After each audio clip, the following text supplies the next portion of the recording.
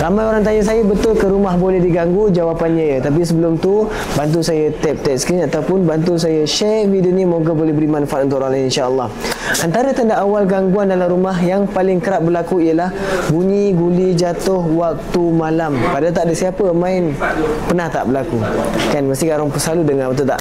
Bunyi orang berjalan seolah-olah ada orang melintas dalam rumah. Okey. Yang ketiga, bunyi perabot disusun kerusi, diseret meja, dialih, tapi bila diperiksa tak ada apa-apa.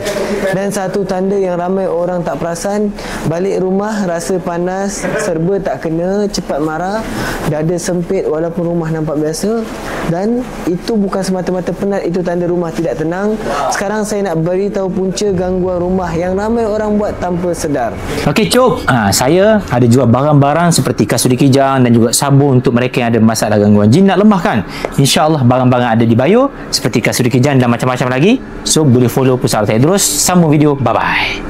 Yang pertama, sampah dibiarkan terbuka waktu malam, tempat kegemaran jin berkumpul. Ingat, pinggan mangkuk tak dibasuh, bau makanan menarik makhluk halus. Baju bertimbun tak dilipat, rumah jadi semak, gelap, tidak teratur. Ingat, jin suka tempat kotor, gelap dan tidak terurus. Rumah yang jarang dibaca Al-Quran, jarang zikir dan tiada disiplin kebersihan. Mudah dimasuki gangguan. Kalau tanda-tanda ini ada dalam rumah anda, jangan tunggu sampai mimpi buruk, jangan tunggu sampai anak menangis tanpa sebab, jangan tunggu sampai rumah jadi medan gangguan. Mulakan dengan kebersihan rumah, tutup sampah waktu malam, basuh pinggan sebelum tidur dan hidupkan ayat-ayat Allah dalam rumah. Rumah yang ada zikir, jin tidak berani menetap.